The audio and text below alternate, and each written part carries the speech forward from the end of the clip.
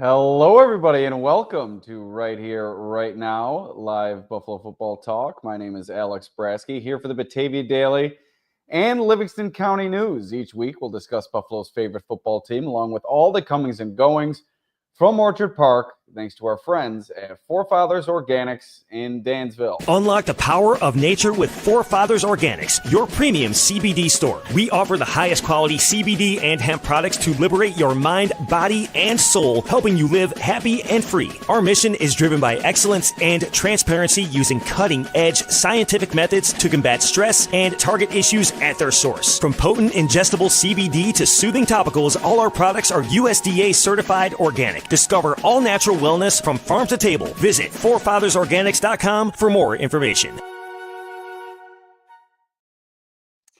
All right, preparing for Bills Ravens coming up in just under 48 hours, I guess, here in Western New York. And bit of a heat wave today, 30 degrees in the Buffalo area. Much better than what we've experienced the past few days, and much better than what Bills fans will experience in the stands come Sunday when Baltimore heads to town. Expected to be mighty chilly in the atmosphere in Orchard Park come Sunday at 6:30. But more on that later. Before we get too deep into this podcast, we'd like to first lead off with the injury report.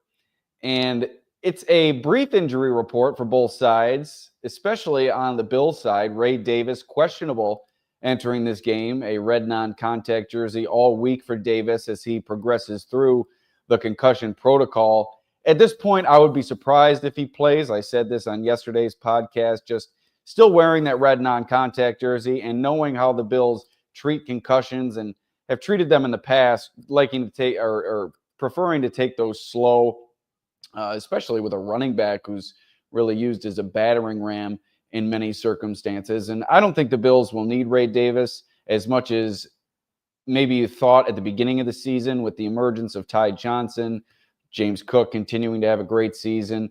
I'm just not so sure you'll push it with Ray Davis in this game. If he's not to go, you'll see Frank Gore Jr. Perhaps the Bills might also elect to bolster another position of need, maybe the defensive line, to help slow down Derrick Henry, a beast of a running back, and maybe contend with Lamar Jackson as well. I'm not so sure we'll see Frank Gore Jr. if Ray Davis can't go, but I would expect he'll be the next one up if they do elevate a running back from the practice squad. The other player dealing with an injury throughout the week was offensive lineman Alex Anderson, used as the sixth offensive lineman for this team throughout the season.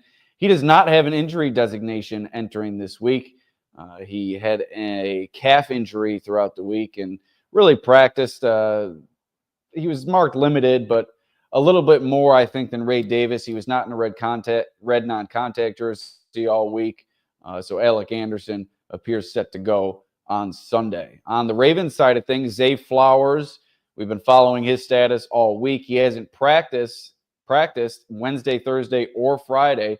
John Harbaugh did say early in the week that he'd be able to play even if he doesn't practice this week. And he did say earlier this afternoon on Friday that he would have a chance to play, but that was before Flowers was marked as doubtful on the final injury report of the weekend. Banged Up Bills has been following this since 2017, dating back to that season. Only 2% of players marked as doubtful entering games have gone on to play. So if Flowers does miraculously find himself on the field on Sunday, I'm just not so sure what we'll see in terms of production from the Ravens' leading wide receiver, over 1,000 yards on the year, but banged up in this one and doubtful to play. And I didn't mark the injury here, but I think it's an ankle injury for Zay Flowers. Forgive me if I'm wrong on that. But that's it for the injury report. Very, very light here entering this game. These two teams as healthy as you could expect entering the divisional round. And you have to give a lot of credit to the Bills' strength and conditioning staff, but also whatever the Ravens are doing, they seem to have the secret sauce as well. So we should get good on good in this game, with the exception of Flowers being out. The Ravens do still have their top two producers on offense in Lamar Jackson and Derrick Henry. So I don't think there's too much to be concerned about on Baltimore's side. It just simply takes away one player from the Bills that they have to worry about and that they have to game plan for. So I think not a huge deal, but something to watch, and something to watch, especially with how the Ravens respond to the loss of Flowers and how they maybe implement those two tight ends a little bit more, maybe work in Rashad Bateman a little bit more on the outside, and then who's going to be the next man up in that wide receiver core? Do we see a surprise performance from somebody that we're not expecting? In the last game for the Ravens against the Pittsburgh Steelers, they didn't have to do much passing in that game. So I don't know how much you could take away from that with Derrick Henry rushing for 186 yards. But the tight end, Isaiah Likely, led them in receiving with 53 yards. Mark Andrews was next on the list with 27 yards.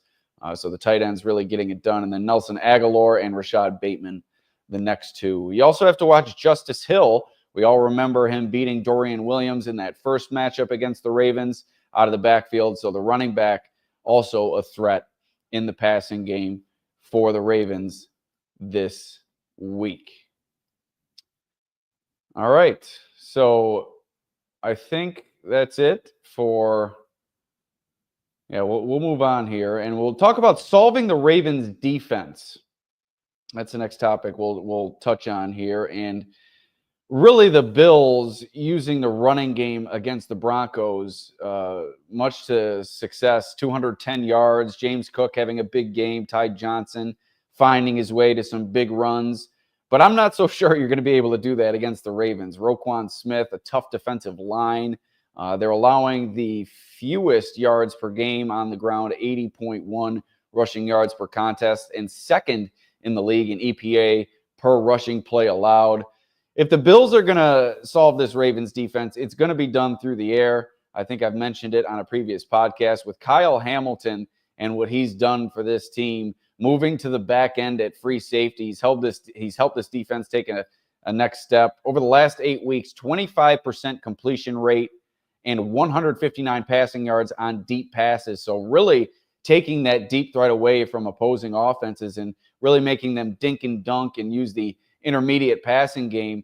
That was fourth best in the NFL, that 25% completion rate, 159 passing yards on deep passes over the last 8 weeks. So the Ravens have really come a long way in that regard. I think you can credit Kyle Hamilton with their success and really their resurgence as an offense. They're giving up the second most passing yards in the league. They're ranked 31st in passing yards allowed, but I think that's a little bit misleading, especially when you look at the last 8 weeks and how they've transformed with Kyle Hamilton moving to the back. And you also have to give this pass rush a lot of credit. Second in the league with 54 sacks on the season.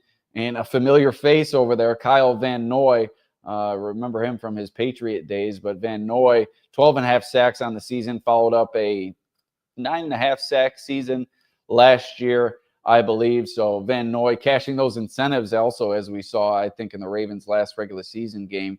I think he had 2 sacks in that game. So Van Noy, a big threat on the edge. But with that being said, the Bills' offensive line, not only has it been phenomenal throughout the entire season, it was phenomenal last week going up against one of the top sack machines in the NFL and the Denver defense. Denver entering that game with over 60 sacks on the season, leading the league. And the Bills really took care of them up front, protected Josh Allen, kept him clean. And I expect them to do the same in this game. And they're really going to have to if they expect to expose this Baltimore Ravens defense. And when it comes to Josh Allen in the passing game, I think you have to look to the outsides at the cornerback position. Brandon Stevens, Trey White on one side, mighty vulnerable. They rotate opposite the rookie Nate Wiggins, who's had a good season, but he's a rookie after all. And when you have a quarterback like Josh Allen, I think that's a ticking time bomb waiting to be exposed. So we'll see what Allen can do. Throwing to the outside, maybe getting Amari Cooper, Keon Coleman involved a little bit more than we've seen in recent weeks, using that contested catchability from Coleman, that route running ability from Amari Cooper to get open against some man coverage employed by the Ravens defense. I think that's going to be critical in this game. But like I said, the deep pass might not be there with the stats telling you what they tell you. So maybe the Bills rely on Ty Johnson, as I said before, a little bit of Khalil Shakir in the yards after catch game. And maybe this is a Dalton Kincaid game finally this season. We haven't seen a bunch from the Bills' leading tight end, but I think we're just waiting for a breakout game from him, and boy, it would come in a big spot this week. And I mentioned Khalil Shakir and his yards after catch ability. He's been phenomenal for the Bills all season long, getting him involved in those tunnel screens to the outside and having the offensive line and wide receivers, for that matter, get out and block in front of him. Shakir mentioned earlier this week that he's bought Mac Hollins pizza pretty much every week for his work as a blocker on those screen passes. But it might be tough for Shakir to get going otherwise in this game. You have a really, really tough nickel cornerback on Baltimore's side in Marlon Humphrey, an all-pro nickel cornerback. So I think you get Khalil Shakir involved in that screen game, but maybe down the field it might be a little bit more difficult to get Shakir involved, although we did see him record that big reception in that first game, and that was after he came back from that ankle injury. So it's a tough matchup for Khalil Shakir, but a receiver of his capability that he's proven this season, I'm not sure you can hold him down for too long. And we mentioned the pass rush, 54 sacks on the season. And the final note that I'll mention about this Ravens defense, they faced a lot of weak offenses on the back half of their schedule.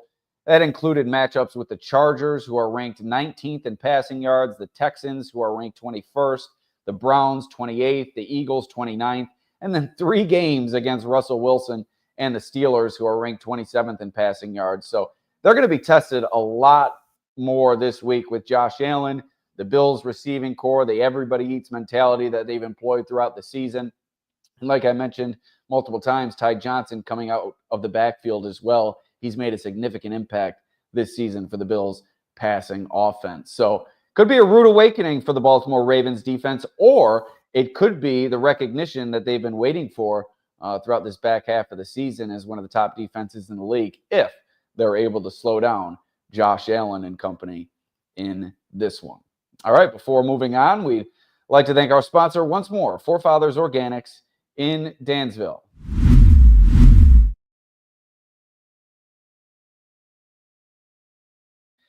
At Forefathers Organics, their mission is to liberate, educate, and innovate with the highest quality CBD and hemp-derived products for your mind, body, and soul so you can live happy and free. Visit them at 87 Franklin Street in Dansville, online at forefathersorganics.com, or call them at 585-335-2223 to learn more about the products they offer.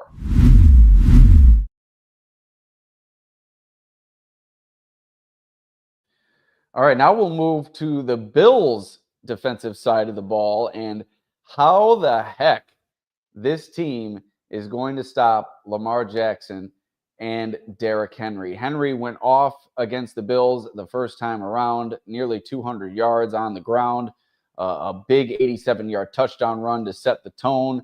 Bills were without 3 key cogs in that game, Matt Milano, Terrell Bernard, and Taron Johnson, all 3 perhaps the cornerstones of their defense. But Derrick Henry's a load. And I was listening to WGR this week, and I found it comical. Christopher Parker, Bulldog, on Chopin the Bulldog, was making the joke that by Sunday, Derrick Henry is going to be 6'8", 360, and run a 4.4 40, turning into a Paul Bunyan of sorts. But I think it's all rightfully so. I mean, what the Bills saw with Henry dominating that first game, just really making the Bills defense look like boys amongst men.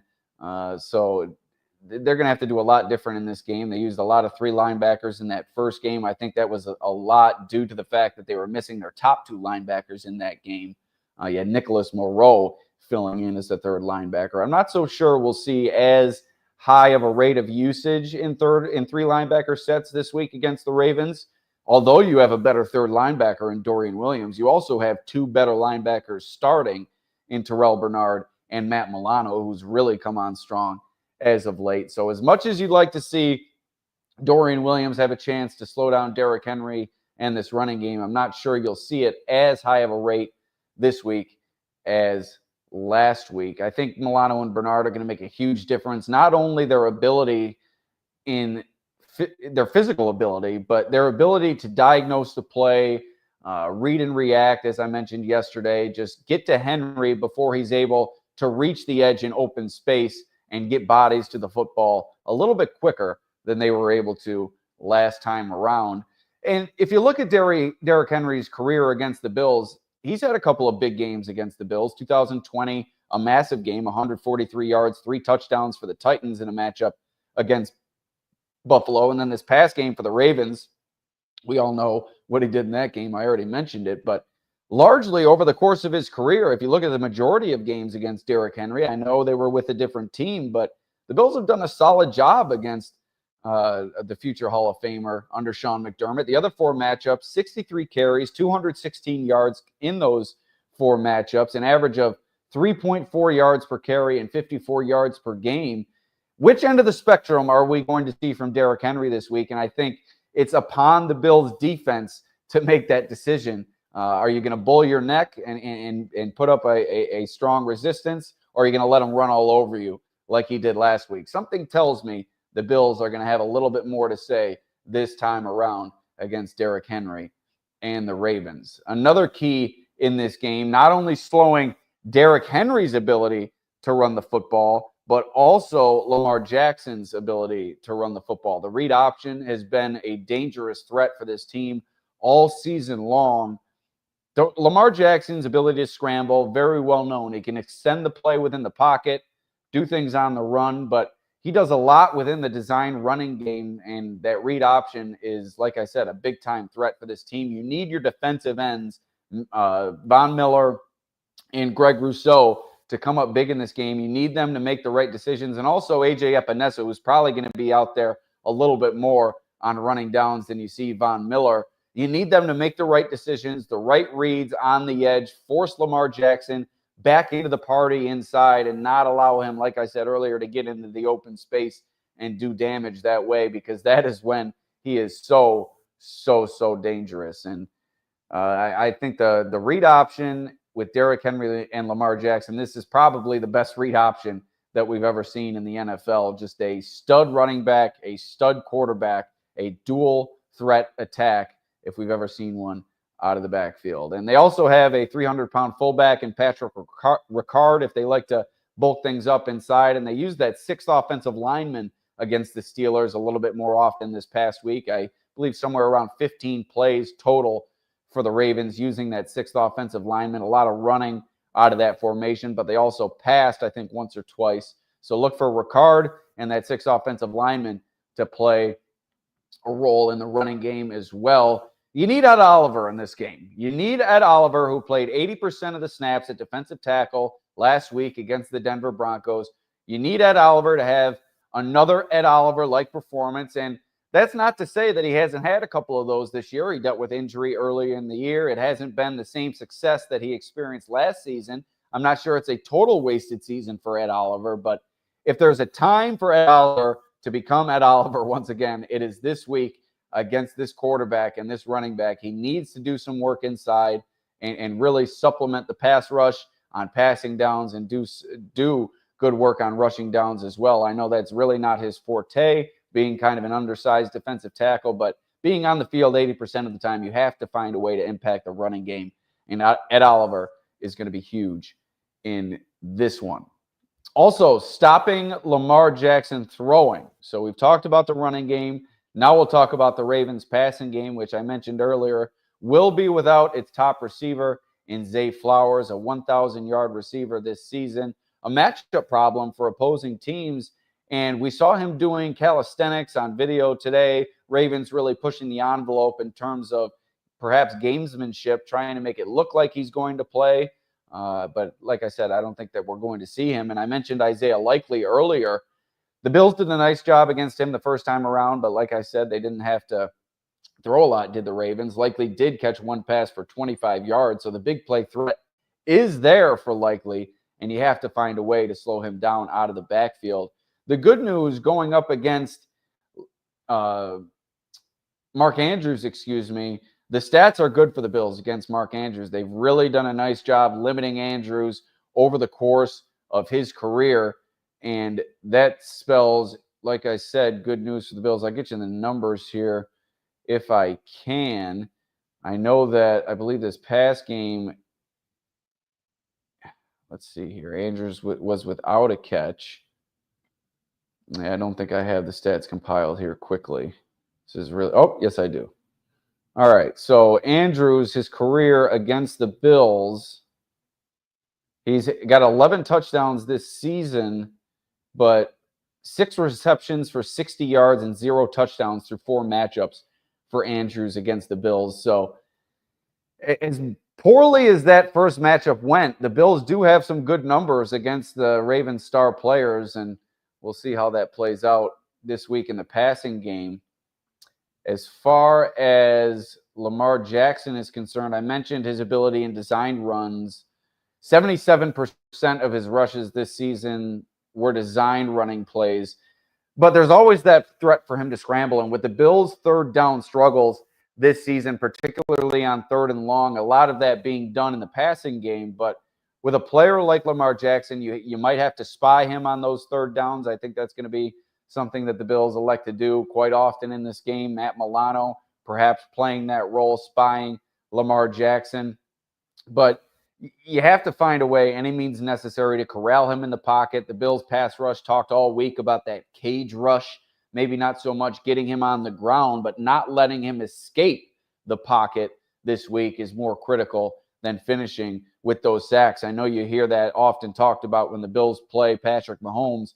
The same can be said for this week against Lamar Jackson. And coming into the league, Lamar was looked at as a running back by a lot of people, and Bill Polian saying that he should consider playing wide receiver, but he's really come a long way, especially these past 2 seasons. His career high in completion percentage last year, over 67%. He's nearing that mark this year at about 66%. He's attempted more passes this year than he ever has in a single season with 474, so they're using him a lot in that regard, and that's a little bit surprising. He's attempted more passes than ever before with Derrick Henry at his disposal, but it just goes to show you how critical those 2 players are for this team. They really are everything for this offense.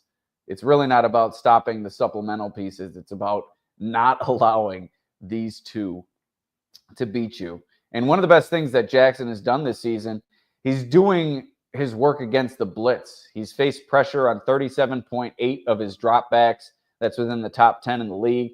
But according to Pro Football Focus, they've rated him with an 83.8 grade under pressure, and that's 5.7 points better than the next best quarterback under pressure. So that just goes to show you how impressive Jackson has been when facing the blitz this season. And I mentioned Ed Oliver earlier in this podcast. I mentioned Von Miller. I mentioned A.J. Epinesa, Greg Rousseau.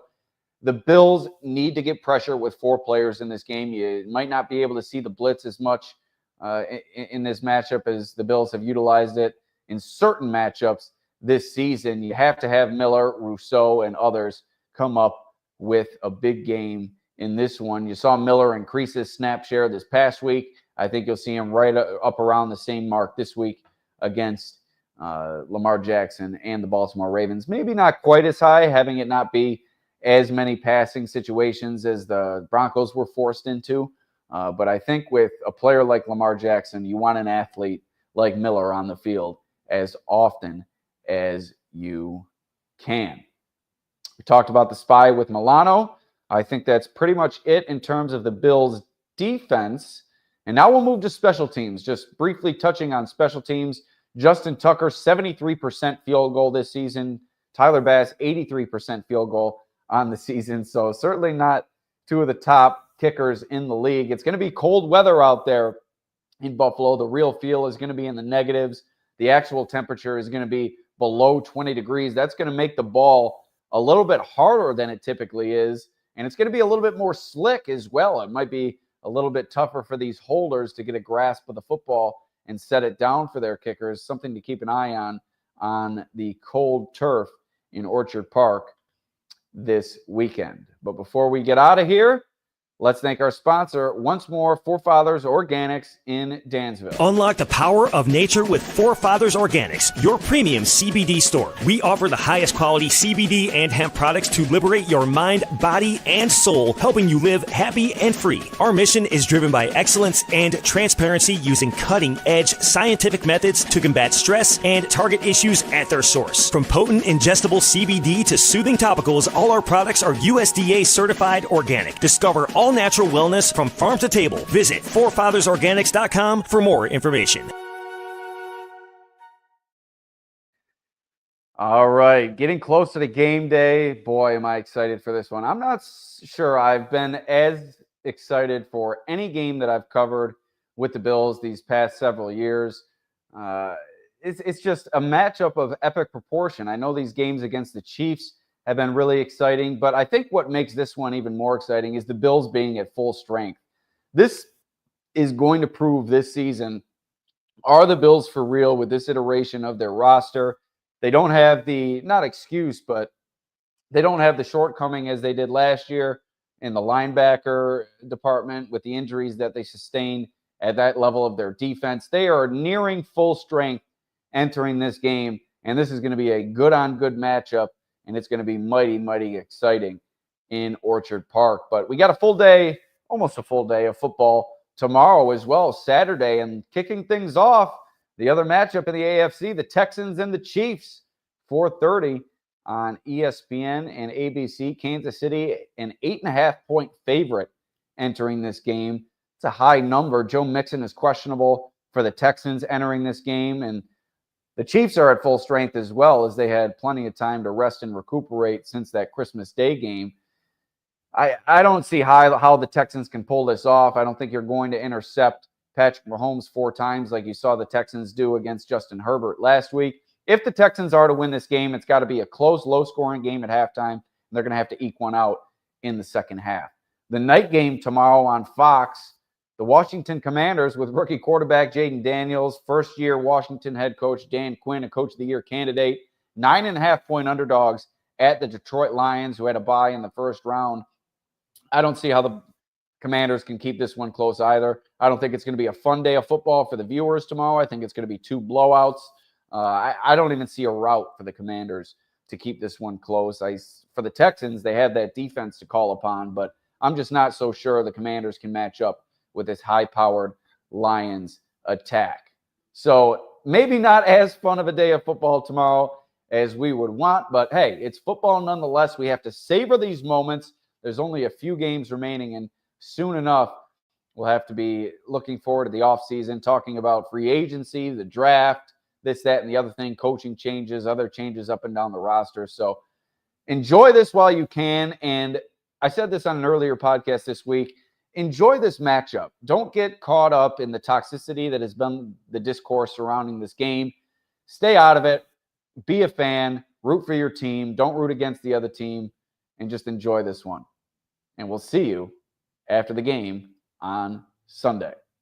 No, we'll see you tomorrow on Saturday for a quick preview and my prediction. Saturday and then Sunday after the game. So we'll see you then.